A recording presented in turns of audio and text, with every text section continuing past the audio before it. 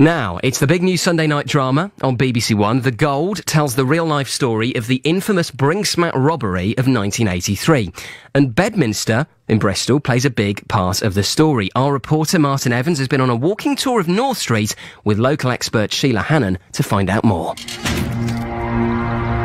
Well, the first place I've brought you to today is a building that says Bristol Flooring now, corner of Exmoor Street and North Street. Very different hands from what it was in 1983, because in 1983, the first floor of that building was the business premises of Scadlin, and this was John Goldfinger Palmer's bullion dealing company. These were his business premises right here. So a lot of the Brinksmat gold may have ended up in this shop then? It's possible. I had lived in Bristol and Bedminster all my life. I can understand how it all happened. And John Palmer was the known person in Bristol. Did you know him? Yes, he was a rascal. A lot of interesting people do my Blood and Butchery in Bedminster tour. And one night, a guy did this tour who was a retired detective. And he said, I got everything right, I'd done my research. And around the time of the Brinksmat, he was watching this building because it was Palmer's business premises, and he saw Kenneth Norrie arriving and departing. So I think this was where it was planned. The smelting of the gold actually happened because Palmer had a smelter. That was his role. He could do that.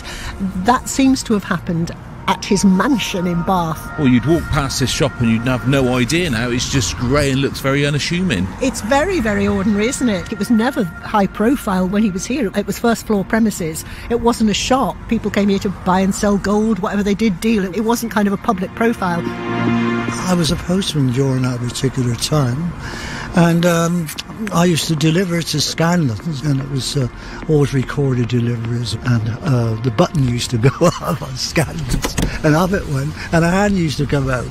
You never see anybody in there. Oh. I put the recorded delivery and he would sign it and push it through the result, and it was quite amusing.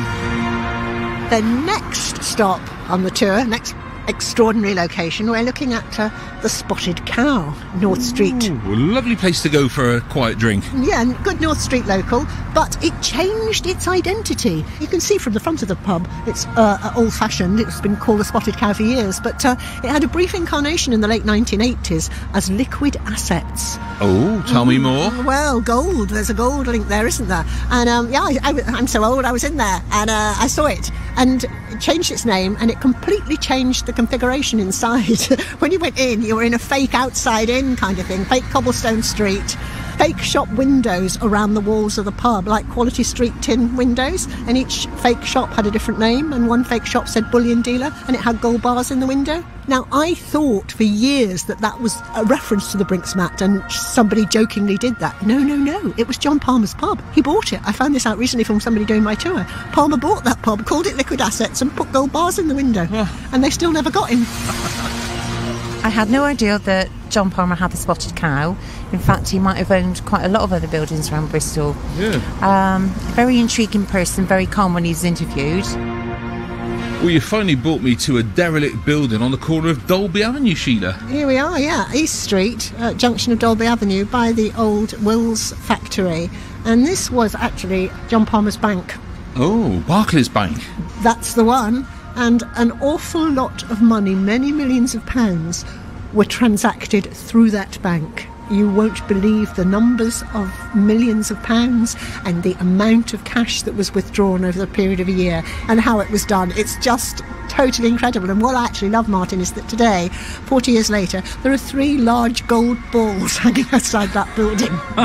And it says pawnbrokers outside. BBC Radio Bristol's Martin Evans, who's been on a walking tour of Bedminster to learn more about his role in the Brinksmat robbery of 1983.